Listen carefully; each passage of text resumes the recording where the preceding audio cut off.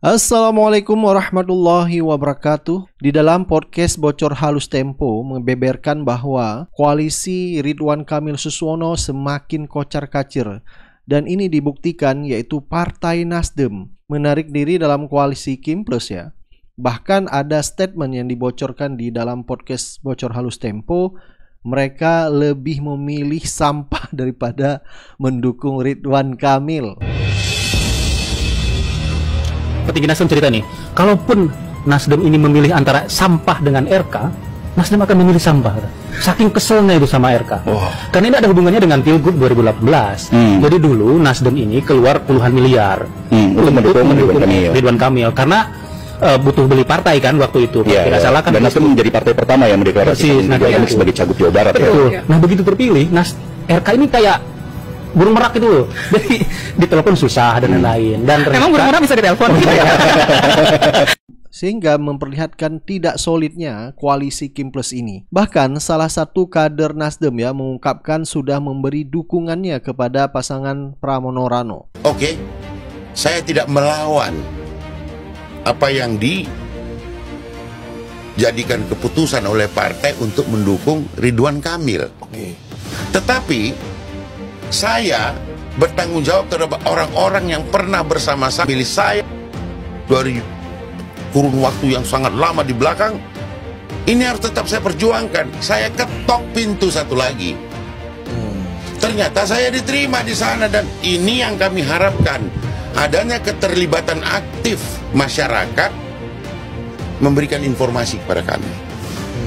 Pada Mas Pram saya dipertemukan dalam jangka waktu yang tidak terlalu lama, dan alhamdulillah ketika itu, ini belum saya pernah sampaikan di media manapun, Mas Pram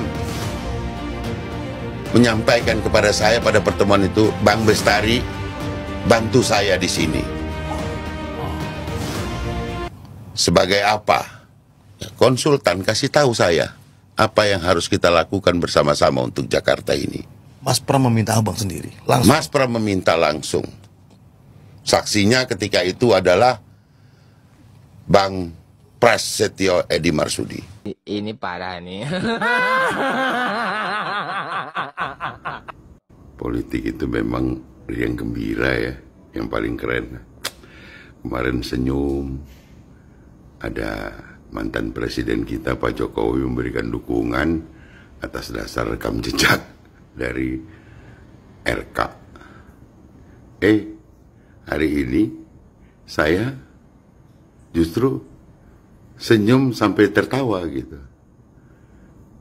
Ternyata belum puas dengan dukungan bapaknya, anaknya yang wapres, Mas Gibran, mau diminta juga untuk memberikan dukungan. Lah, begini aja deh Kang, ayo ke rumah Mas Pram, saya antarkan minta dukungan sekalian ke Mas Pram. Keren kali, salam menyala.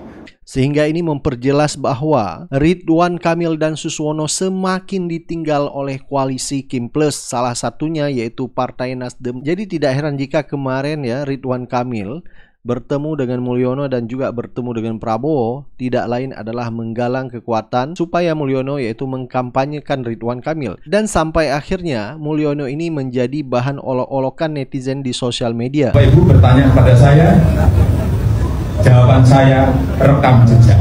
Kenapa saya Ridwan Kamil? Sekjen PBB cawe-cawe kampanye pilkada. Nah, di saat kampanye akbar Ridwan Kamil dan Suswono, isunya yaitu Mulyono dan SBY akan hadir. Tetapi fakta di lapangan yang kita lihat tidak ada kehadiran yaitu dari Mulyono dan SBY. Sehingga ini pun membuat Ridwan Kamil tambah tidak percaya diri dengan kemenangannya di Pilgub Jakarta. Kalau SBY dan Jokowi itu sama-sama kompak tidak mau hadir di kampanye terakhir RK Suswono, ini berarti ada 3 kemungkinan alasan, bos. Alasan yang pertama, Pak Jokowi nggak mau satu panggung dengan FPI, dengan ormas terlarang yang sempat Pak Jokowi bubarkan di tahun 2020. Kemungkinan yang kedua, antara Pak SBY dan Pak Jokowi itu sama-sama nggak mau satu panggung. Karena Pak SBY itu juga punya sentimen sendiri kepada Pak Jokowi. Alasan yang ketiga, SBY dan Pak Jokowi itu sama-sama menyerah, give up, nggak mau mendukung RK sampai akhir. Atau bahkan SBY dan Jokowi sama-sama nggak siap menanggung beban, nggak siap menanggung malu kalau nanti beneran RK kalah. Nalarnya tuh begini, kan nggak lucu ya, sekelas mantan presiden 10 tahun kayak SBY dan Jokowi mendukung pasangan calon cagup yang berpotensi kalah di Jakarta. Begitu pula nalar sebaliknya, kan nggak lucu ya, RK Suswono udah didukung 2 mantan presiden 10 tahun, tapi tetap aja kalah. Yang mending SBY dan Jokowi mengamankan nama baik mereka sendiri-sendiri dengan tidak menghadiri kampanye terakhir RK Suswono. Dalam bahasa lain begini, kalau menang ya alhamdulillah ikut seneng, kalau kalah ya batin. Untung kemarin nggak datang di kampanye terakhir mereka.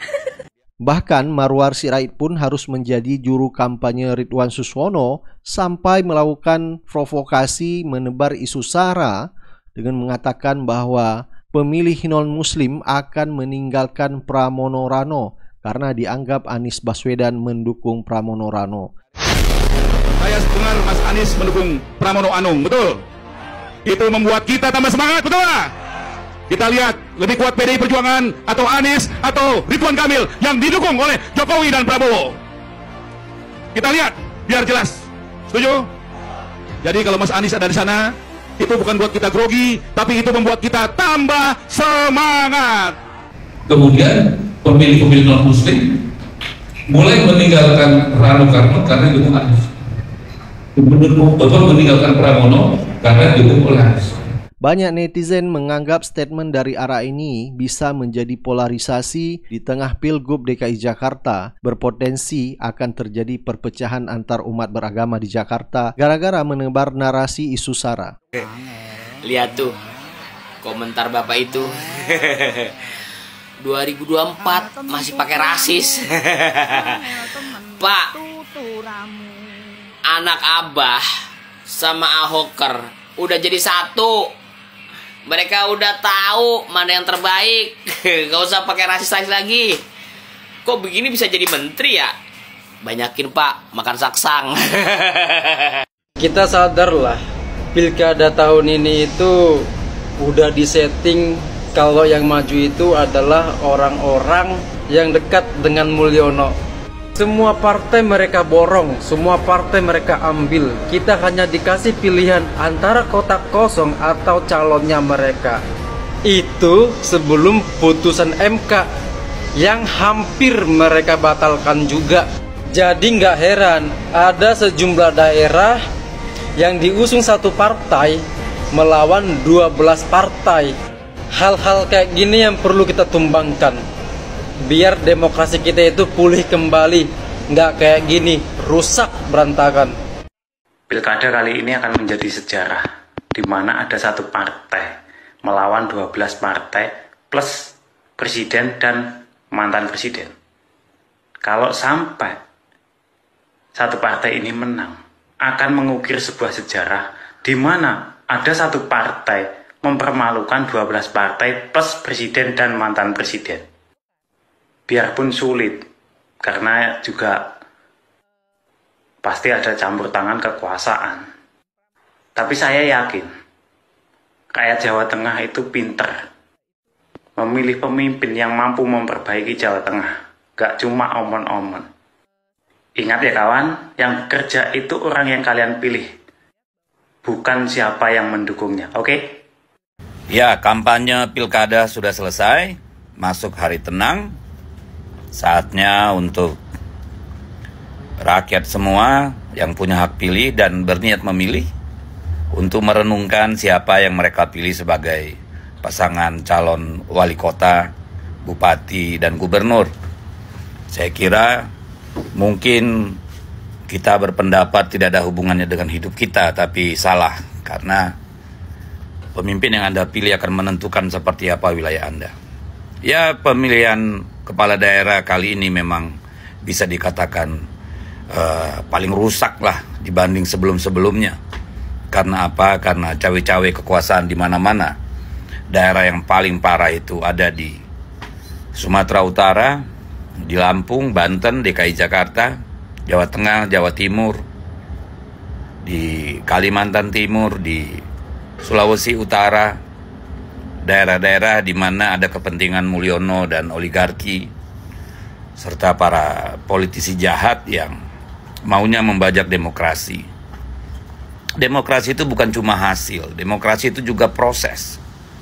Proses demokratis dalam pemilu yang bermartabat itu ketika sebagaimana diputuskan oleh Mahkamah Konstitusi, tidak ada cawe-cawe aparat hukum, aparat kekuasaan, baik polisi, jaksa, KPK, dan sebagainya.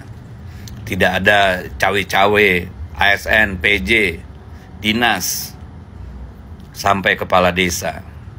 Tidak ada politik uang dan sebagainya yang merusak peradaban politik.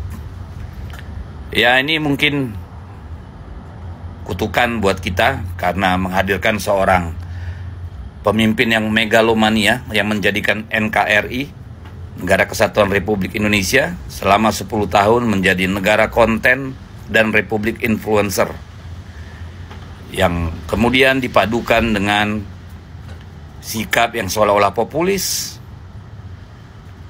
bagi-bagi sembako, bagi-bagi kaos di sana-sini, turun ke sana kemari, bukan karena keberpihakan kepada rakyat, tapi mau mengelabui rakyat.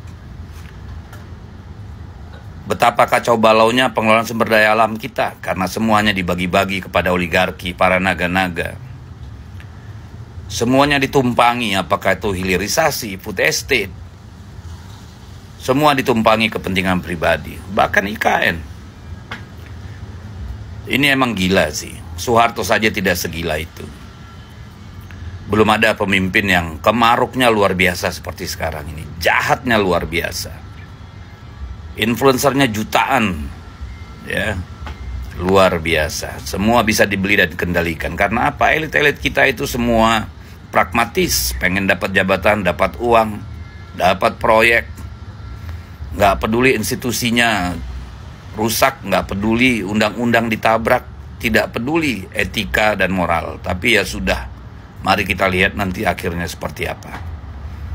Mudah-mudahan Pak Prabowo yang sudah pulang dari luar negeri bisa menertibkan ini semua, supaya bangsa ini bisa maju, bukan malah mundur. Di tangan Jokowi, demokrasi kita, penegakan hukum kita, etika dan moral, semua menguap dan menghilang. Mengerikan. Silakan pilih calon Anda, siapapun yang terbaik, yang menurut Anda memang mampu dan bisa membuat kehidupan di wilayah Anda masing-masing menjadi lebih baik. Mari kita kembalikan martabat warga negara, rakyat, demokrasi, dan hukum. Mereka. Misalnya saya harus mendukung Ridwan Kamil dan Suswono, ya enggak lah, enggak ada kader Gerindra, Mas. Tapi kan Partai Gerindra sudah mengeluarkan rekomendasi untuk ke... Mas, rekomendasi itu hanya ikut mengusung, bukan kader, ya kan, beda. Saya kenal juga enggak sama RK, sama Ridwan Kamil, ya kan, saya kenal enggak sama Suswono, ya kan. Kalau untuk kenal lebih kenal, ya saya lebih kenal Pramono Anung, Mas. Karena dia sahabat lama saya sejak zaman PDI, Mas. Ya kan. Ya pokoknya pilkada DKI ini, Mas, ya warga Jakarta memilih yang baik, ya, istilahnya ya, yang benar-benar mumpuni untuk memimpin Jakarta. Dan jangan memilih sampah, Mas. Sampah kiriman ke Jakarta. Nah, apalagi kemarin yaitu Sekjen PDIP Hasto Kristianto ya membocorkan bahwa Anies Baswedan benar-benar murni dikriminalisasi atas perintah Mulyono. Sehingga dengan ada statement dari Hasto ini ya akan membuat suara Ridwan Kamil Suswono di Pilkada DKI Jakarta semakin merosot. Masyarakat menganggap begitu busuknya seorang Mulyono. Peristiwa 10 November, ribuan orang meninggal mengalahkan yang namanya bala tentara sekutu pemenang Perang Dunia Kedua. Mosok saya hanya menghadapi ancaman aja takut, saya bongkar. Itu yang kita. Jadi saya nyatakan di sini bahwa Anies Baswedan kriminalisasi itu perintah dari Presiden Jokowi. Anda sadar betul menyampaikan semua ini? Oh, saya sangat sadar. Saya menyongsong badai. Itu Partai Coklat yang bermain sama dengan di Jakarta, di Jawa Timur, di Sumatera Utara. Itu Partai Coklat itu super powerful. Karena mereka punya agenda-agenda politik terhadap apa? Aliansi kekuasaan sang raja dengan Jokowi. Dan sebelumnya kan sudah terjadi prekondisi. Saya masih ingat Anies Baswedan. Ketika Anies Baswedan itu dikriminalisasi, itu Pak Presiden Jokowi berbicara dengan saya. Beliau sangat khawatir terhadap munculnya Anies Baswedan. Sehingga itu nyata-nyata kasus Formula E itu kriminalisasi. Dan saya bersaksi itu dari perintah Pak Jokowi secara langsung. Sama juga dengan hal terkait dengan revisi Undang-Undang KPK. Kalau kita lihat, revisi Undang-Undang KPK itu kan sebelum pilkada serentak, di mana Mas Gibran dan Mas Bobi maju. Karena saat itu ketika Pak Jokowi berdiskusi sama dengan saya untuk rencana bagaimana Mas Gibran dan Mas Bobi maju, saya ingatkan bahwa di dalam beberapa case itu konsekuensinya Mas Gibran dan Mas Bobi akan jadi pejabat negara loh Pak. Begitu jadi pejabat negara, urusan gratifikasi itu menjadi sensitif. Maka kalau kita lihat, ada kaitannya revisi Undang-Undang KPK dengan pilkada terkait dengan Mas Gibran dan Mas Bobi yang mau maju. Sehingga pernyataan Pak Agus, mantan ketua KPK yang juga dibentak oleh Pak Jokowi, akhirnya itu saya benarkan. Karena memang itulah proses intervensi. Hanya sayangnya kan Pak Jokowi ini sering main belakang. Berbeda Pak Prabowo yang sikapnya kesatria gitu kan. Diminta dukung Lutfi aja, itu menunjukkan sikap yang jauh berbeda. Itu kan ekspresi yang disampaikan kepada rakyat bahwa saya menyampaikan ini di rumah Pak Jokowi pada hari Minggu. Itu kan pada akhirnya rakyat menangkap itu sebagai suatu bentuk pesanan. Bagaimana perlakuan terhadap seorang presiden yang berdaulat pun seperti itu. Akhirnya kan rakyat bersikap kritis. Nah sehingga kerusakan sistem hukum itu by design. Termasuk persoalan yang muncul antara Pak Firly, kemudian dengan Pak Sigit Listio terkait dengan proses kriminalisasi Anies. Jadi semua sudah by design. Mengapa ini saya sampaikan? Saya pikir semuanya sudah selesai ketika Pilpres. Kita juga sudah datang seluruh anggota legislatif PDI Perjuangan, hadir semua. Diminta hadir oleh Bu Mega. Perintah langsung Ibu tertulis menghadiri, wajib hadir pelantikan Presiden Prabowo Subianto dan Wapres Gibran. Tapi ternyata itu tidak cukup. Bahkan kemudian saya diancam, informasinya A1 mau dijadikan tersangka itu kasus yang sangat tidak jelas. Berbeda kasus Sambo, kaitannya kemana? Judi online, narkoba, itu kan mendapat backing dari Partai Coklat, kemudian judi kemudian tambang-tambang ilegal, semua tahu itu kan dimobilisasi untuk kepentingan dana pergerakan Pilpres. Tapi ketika urusan seperti ini sama dikejar, saya melawan. Saya jadi ingat ketika pada tahun 30 ada 4 kader PNI di Ciamis hanya teriak merdeka, merdeka, dan merdeka sekarang karena bergelora spiritnya Bung Karno. Mereka dikenakan hukuman gantung, Bung. 4 kader ini. Lalu salah satu yang akan menjalani hukuman gantung itu kemudian bisa berkirim surat kepada Bung Karno dan mengatakan, Bung Karno besok saya akan menjalani hukuman gantung dengan mulut tersenyum. Dengan keyakinan. Karena saya yakin Bung Karno akan memerdekakan Republik ini. Jadi untuk merdeka, banyak yang siap digantung dengan tersenyum. Yang mencurahkan nyawanya.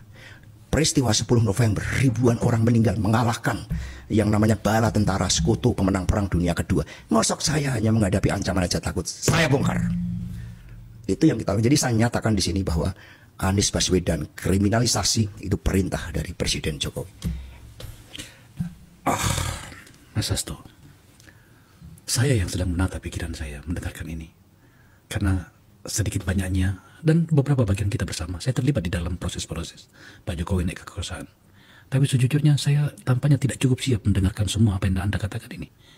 Ada satu kalimat yang perlu saya sampaikan pada Anda di hadapan penonton ini. Anda sadar betul menyampaikan semua ini? Oh, saya sangat sadar. Saya menyongsong badai. Sama dengan Bung Karno dulu. Ketika berteriak Indonesia merdeka sekarang dan sekarang, Bung Karno mengatakan saya dianggap gila ketika mengatakan Indonesia merdeka ketika Pasifik membara. Tetapi saya siap menuju penjara sekalipun, kata Bung Karno. Karena saya yakin di dalam perjuangan untuk bangsa dan negara, satu mati akan tumbuh 1000. Itu Bung Karno yang yakin. Masa kemudian kita sebagai murid-murid Bung Karno lalu takut dan membiarkan seluruh kekuasaan ini dibiarkan hanya ambisi seorang raja yang oleh Dr. Sukidi itu dikatakan punya karakter seperti Hitler, gemar berbohong seperti Pinocchio. Itu kan Kita harus berani. Kita ini punya kekuatan nurani. Republik ini dibangun dengan moral force, dengan cita-cita. Bung Karno mengatakan, jangankan sebuah bangsa, sebuah manusia merdeka, cacing saja diinjek-injek melakukan perlawanan. Oke, kalau saya dinyatakan bersalah atas proses-proses itu, tapi pengadilan sudah membuktikan. Ini begitu banyak puluhan juta seperti Harun Masiku. Karena itu kan kasus seperti orang yang kemudian ditilang polisi, merasa tidak berdaya, kemudian nyuap polisi. Polisinya juga minta, sama-sama di situ. Padahal Harun Masiku saat itu dia punya kedudukan hukum yang kuat berdasarkan putusan MA untuk dilantik. Dan keputusan pengadilan nggak ada kaitannya dengan saya, tidak ada dana dari saya. Lalu dicari dengan berbagai jebakan-jebakan. Tadi Mbak Koni mengatakan Kusnadi, bagaimana pakai menyamar, pakai berbohong, kemudian merampas, mengintimidasi tanpa ada surat panggilan. Apakah kita akan membiarkan? Kita berbicara tentang lebih dari 270 juta penduduk Indonesia yang mereka berhak atas keadilan.